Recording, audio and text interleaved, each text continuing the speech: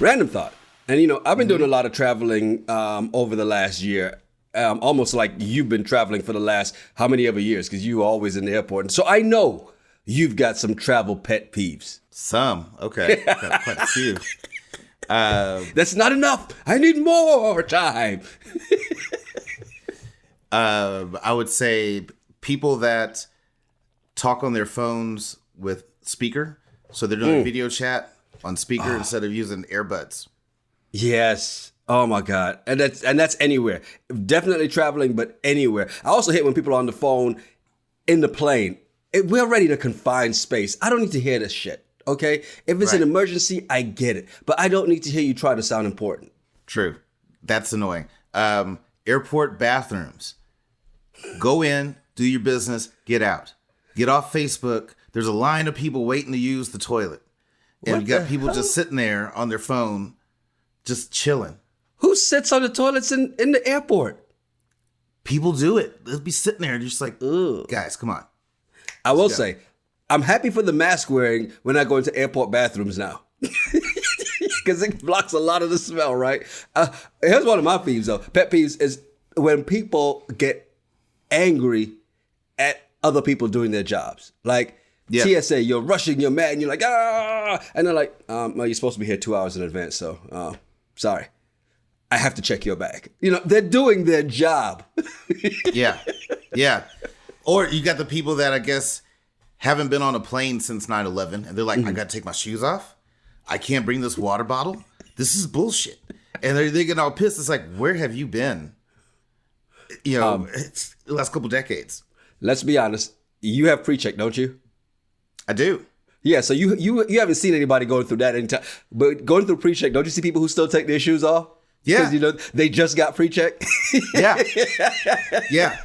Hey, welcome to the other side. Keep your clothes on. You're fine. Yeah. Another pet peeve. If you know you're somebody that has a weak bladder, don't take the window seat. Get an aisle seat.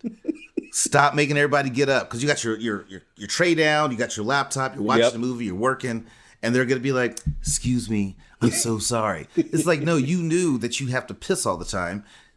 Take the window seat. If you ask me and say, "Hey, would you mind if I take the aisle seat?" I always have to get up a lot. I'm like, "Sure, I don't mind doing that." You know what? I thought about that because I love the window seat, right? And my wife loves the window seat, so I no longer get the window seat. I get the seat next to her, right? Which is fine. But I thought about that too. Like, would I actually want the aisle seat on a long flight? Because those long flights, regardless, the only way to not have to get up and go to the bathroom is if you just don't drink anything. Right. No water, no coffee, no apple juice, no nothing. Yeah, I take, if it's a short flight, if I'm flying, let's say Austin to Dallas, that's 45 minutes, so I'll do the window seat on that. Any long flight, I prefer the aisle seat, just in case I have to get up. Right. And, whatever, I don't have to bother people because there's nothing more annoying than people waking you up. Right. You're asleep and they're tapping on you. Excuse me. Because they got to go piss. And one time, this is when I changed it. I had my first flight to Baltimore. And it was a 3-hour flight out of Austin. And so normally back then, I always liked the window seat. Well, this girl was sitting on the aisle seat and there was no one in between us. And the girl in the aisle seat, like, you ever have somebody sit by you and you're just like, there's something up with you. I can't tell. So she was kind of quiet. She had like a skirt on. She took her shoes off and then sat on the chair, crisscross applesauce, right? Her legs were hairy as shit. Like, it was like a man's legs. I was like, that's different. But also I'm like, you took your shoes off on the plane. Like, hey, that's a no-no. So then I had to get up and go to the bathroom. I was like, excuse me. I thought she would like stand up, move out the way. She just kind of like lifted her knees. And I'm just like, okay, how do I scoot past you? Either you're going to have the front in your face or my ass in your face. One or the other. Because there's not enough room for me to scoot by. Huh? So which did you choose? Which one did I choose? Did you give it a cake or did you give it a meat? Or did you go one way out and the other way back in just to say no? I gave her the butt angle. I was like, well, fine. You don't want to move over. This is in your face.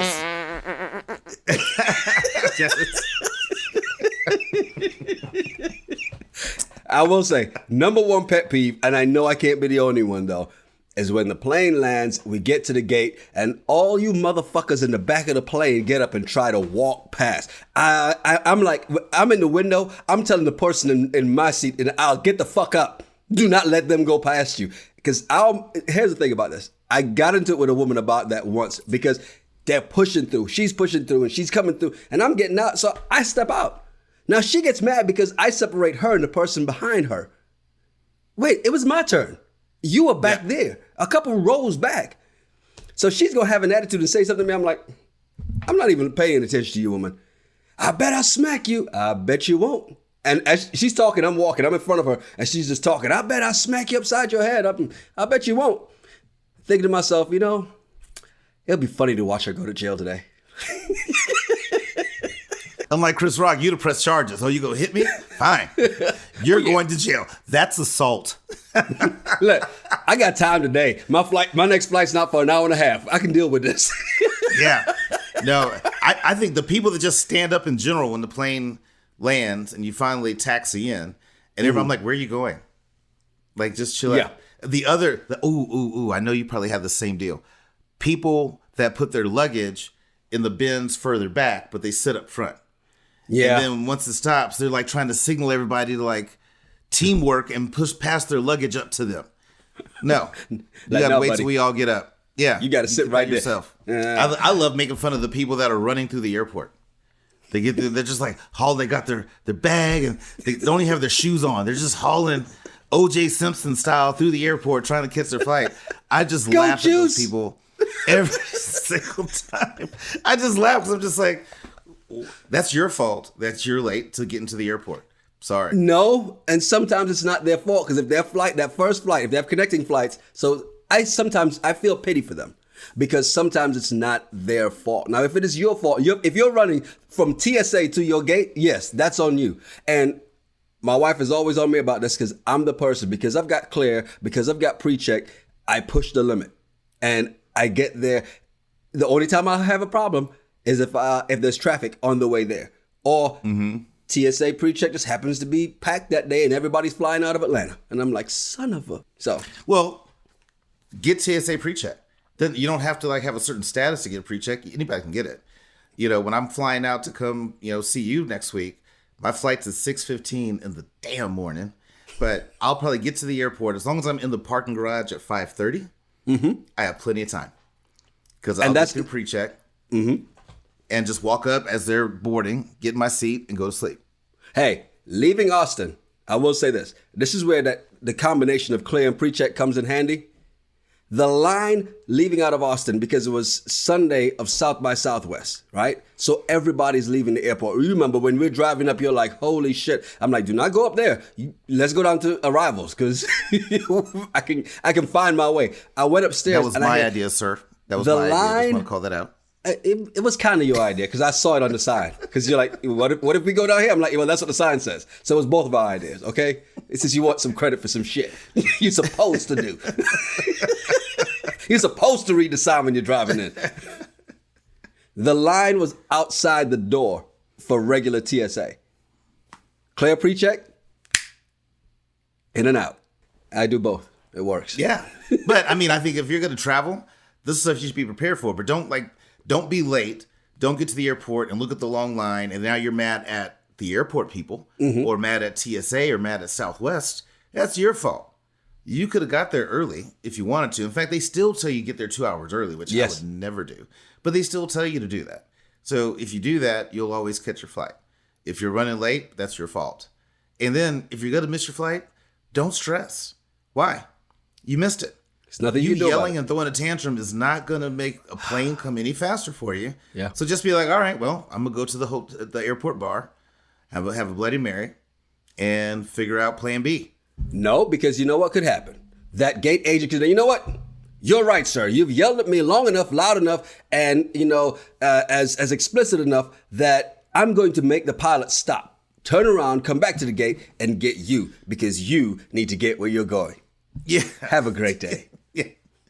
I like that. Hey, flight 1782, I need you to turn around, please. No. I know. It's against protocol, but I need you to turn around. There's a gentleman. What's your name again, sir? There's Yonni is pissed. So I need you to turn around and just come pick him up real quick. I'd appreciate it. Thank you. All right. See you in 5. All right.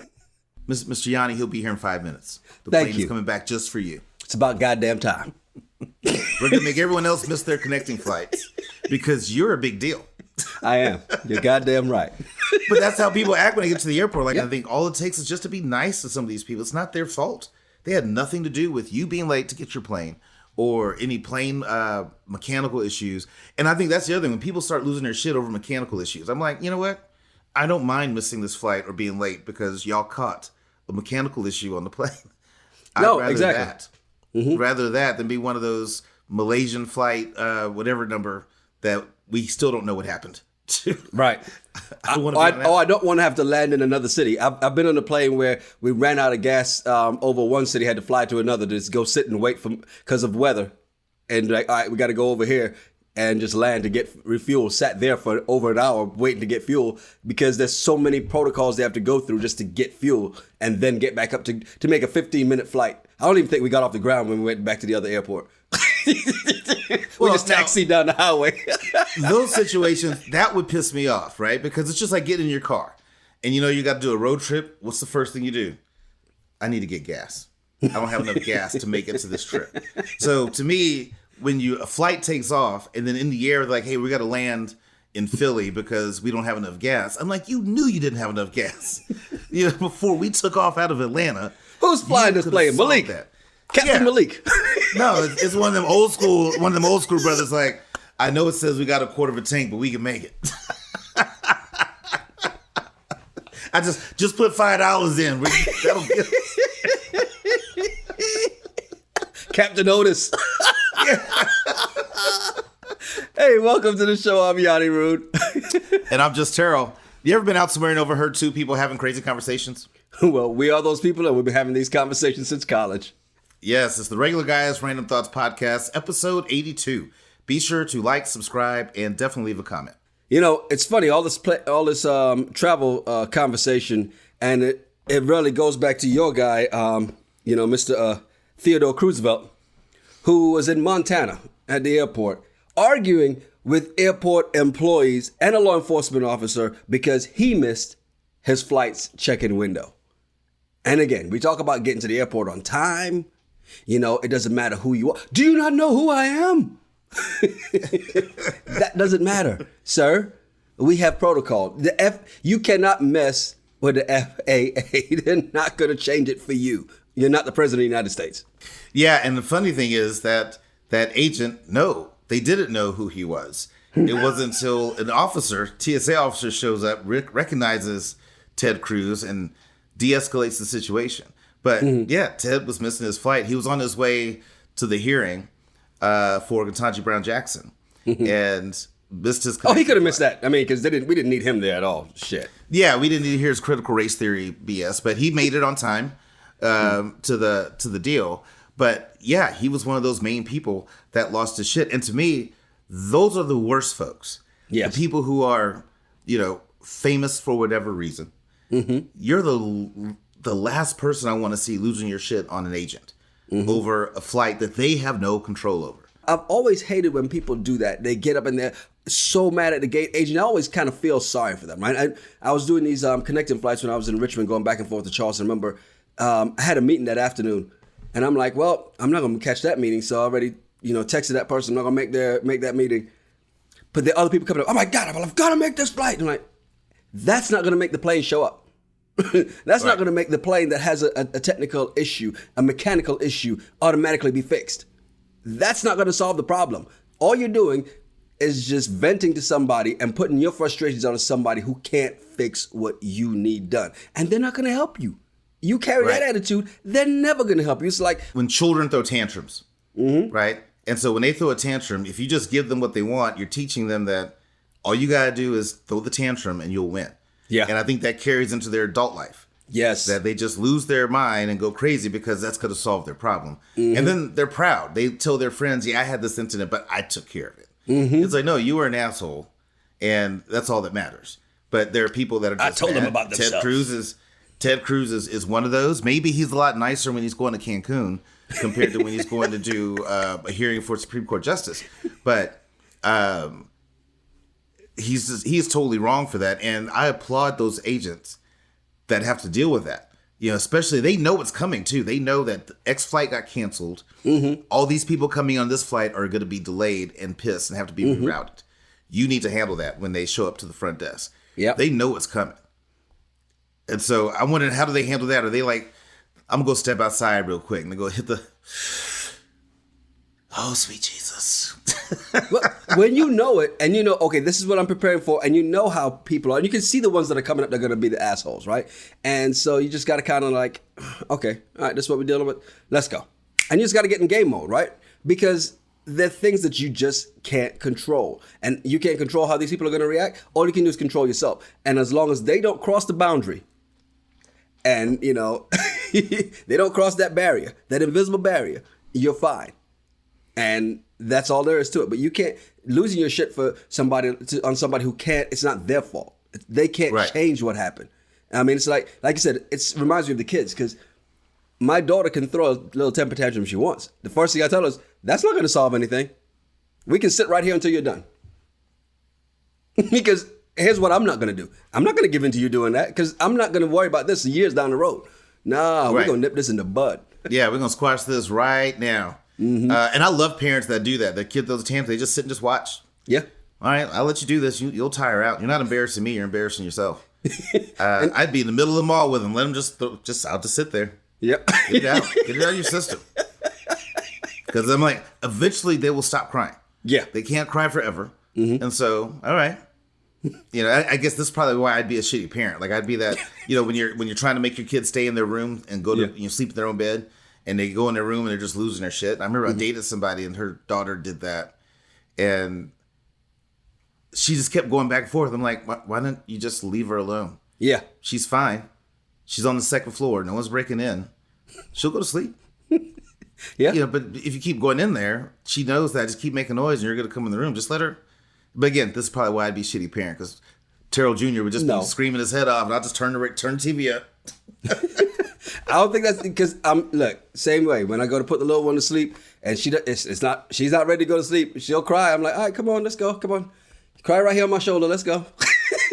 We're in the bed lay now. And she's trying to sneak off the bed. I'm very quiet with it. I just, hey, come back here. Ah! Okay, good. Let's go. And my wife will come sneaking around the corner. I'm like, get out of the room. I got this. Don't you say a word. Just keep. I'll catch her before my daughter even sees her. Get out of the room. I got this. And it's funny because she's always like, no, you're going to be the one she's going to walk all over. But look, Ted Cruz, obviously the one that got away with all these temper tantrums as a kid, thinks he can get away with it now.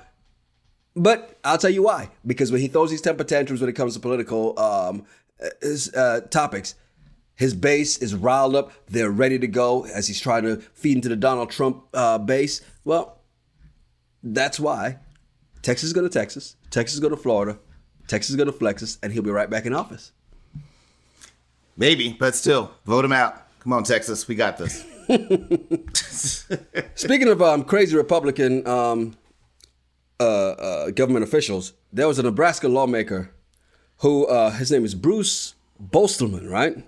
Mm-hmm. And he had to give an apology on Monday because of something he read on Facebook. What? So here's what happened. I'll give you the Cliff Notes. There was a rumor that was in this private Facebook group, Protect Nebraska Children, right? And this rumor was that they're kids who identify as cats and dogs, and they meow and bark, where they communicate with each other and meow and bark to the teachers. And now the school is thinking about putting litter boxes in the restrooms for these children who identify as cats and dogs.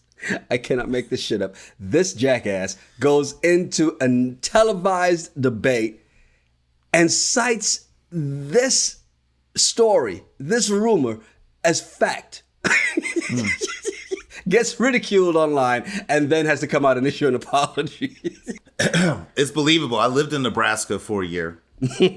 And my take on a lot of people I met in Nebraska, it's very sheltered, small town folks. And so I could see somebody being naive enough to believe this story. Right. But he should have known better. And I blame him and I blame his people that are on his team because they should have been like, hey, we looked into that. Before you get up and speak, we need to make some edits. That's not true. Sir, so about that, point you're going to make, the main point you're going to make today, let's not make it. Or that's when you got to have a team of people that's honest with you. Be like, hey, let me get this right, sir. The main point you're going to make is based on a Facebook post. Is that what I'm hearing? That's what I'm hearing? Is the main point you're making today on TV, publicly, is based off a Facebook post? We should talk about this. Let the record show I told you we should talk about this. If it's on Facebook, it's true. Something else that came in from rgrtpod@gmail.com. This Yale School of Medicine administrator, you saw this story here. Yep. Oh my God. What the hell? When I saw the picture, I was like, I thought it was the guy. Thought it was her husband when it did this. And so the couple in this case, she's white, he's black. I saw the picture of those two, and I'm just like, what did this brother do? God damn. Why is he getting bad press about black people, right? And then I read the story, I'm like, look at you. This is her. Judge yourself. Totally. I was just like, God dang it, Because a lot of times when we see stories, we're like, please don't let it be a black dude that did this. Please, we just got out of Black History Month. Let us have some good news going out. So I look at the story and I'm like, okay, this white chick did this. And then the more I look at her, this is when I went judgy. Because I'm just like, wait, the first thing wasn't judgy? Well, no, the first thing was a little judgy because I was like, I'm hoping it wasn't him, right? Couldn't find out it wasn't him, but he's still involved. But the more I'm looking at her, I'm like, you look like the type of white girl that only dates black guys and you're into hood shit. Like, there's nothing about you that's positive. Because there's all those different types, right? And I'm sure she's one that probably talks and does all the stereotypical things that black people do. But at least the positive, I will say the positive in this is she stole a lot of money from the school. Right? Yes. Pretty much she was in charge of a budget and she was able to spend up to $10,000 a month. What she did was she would buy a lot of iPads, computers and stuff like that, stay below the $10,000 budget and then sell them to someone else. And they were funneling the money through her and her husband's company. So this was over many years of them doing this. This wasn't just like a 1 year thing. It was multiple years that they did this. And so she was able to buy luxury cars, but they did buy at least 3 homes. I'm like, if you're going to do some shady shit, at least buy property. Yeah. Something. Have an asset other than just nice clothes, watches, and cars. So she did all that. But got caught. 2 reasons. One, they're not filing their taxes. So you got to pay taxes, whether you like it or not. But 2 was her dumbass husband taking pictures in front of all these luxury cars in his basketball shorts and basketball jersey, like dressed like he's freaking 19. Husband's like our age. But dressed like a kid, posing in front of all these cars on their social media. That's how they got caught. And I'm like, you dumbasses. Look. It's, trip to Italy. And I want to think they bought 3 additional houses because it was a total of 4 houses. One of them not too far from where I am right now in Lithia Springs, Georgia. One in Connecticut. And some of them they own with other people as well, too. But there was investment properties. And these aren't just, average homes. I mean, like the one in Lithia Springs is like a $500,000 house, like almost $600,000 house, right? And this is the kind of money they were spending on houses. 4 luxury cars like the Mercedes G-Wagons and all this other stuff.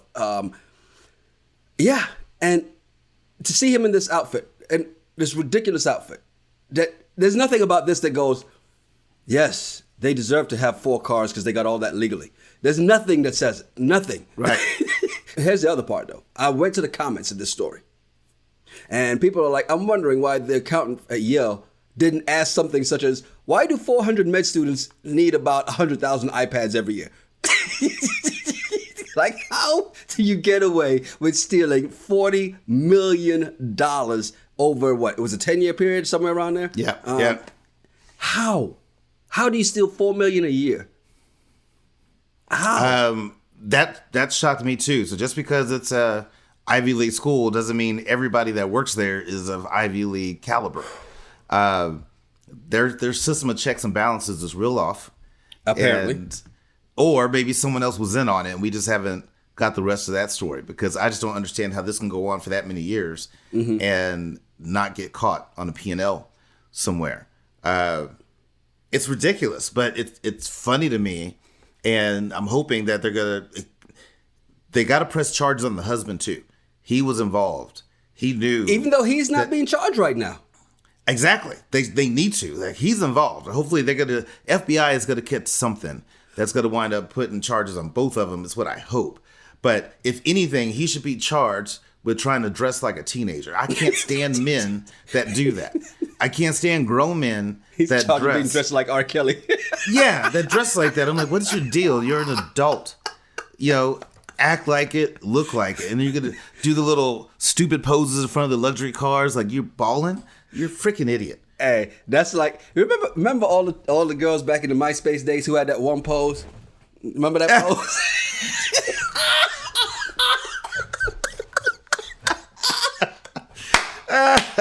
Y'all should be charged too. And let me tell you something. There's no way they're going to let this white woman go to jail and this black man sit out here free, especially not dressed like that. You're right. He is going to do some jail time. He's going to get busted somehow, some way. But I think that's just it. We've talked about this many times before. If you're going to do shady shit and you're getting money, don't talk about it. You don't post stuff on Instagram or Facebook or whatever. Keep your mouth shut. And I don't agree with you doing shady stuff, but if you're going to do shady stuff, shut the hell up. Stop telling everybody. Because there's no way you can tell me she's an administrator at Yale, but yet she makes all this money to be able to afford this stuff. No, you don't. Right. Not as an administrator. I'm sorry. You're not making that kind of money, right? To be able to afford that many luxury cars, that many homes, they both have to have at least a combined income of over $1 million at minimum. And I'm sorry, she's not making $500,000 as an administrator at Yale. Now, what does he do for a living? I don't know, but based on his pictures, he's not making $500,000 a year either, because grown-ass men who make that kind of money don't dress like that, unless they're athletes. And athletes or rappers, totally different. Let me point something out to you, sir. She was making about $4 million a year on the side. No, she was taking about $4 million a year, not making, taking. Big difference. Hey, don't forget we drop our regular episodes every Monday, the audio episodes, and then Tuesday video on YouTube. Wednesdays we're back for Married at First Sight Season 14, Boston, the recaps. Hate that. I hate Wednesdays. I hate Wednesday nights with a passion. Hey, I'm Yonni Root. I'm just Terryl. Make sure you follow us at Yonni Root, at Just Terryl, and at RGRT Pod. Yes, send in some of your random thoughts or some of the bullshit you find on the internet. We'll talk about it on the show. It's the Regular Guys Random Thoughts Podcast. Cheers. Cheers.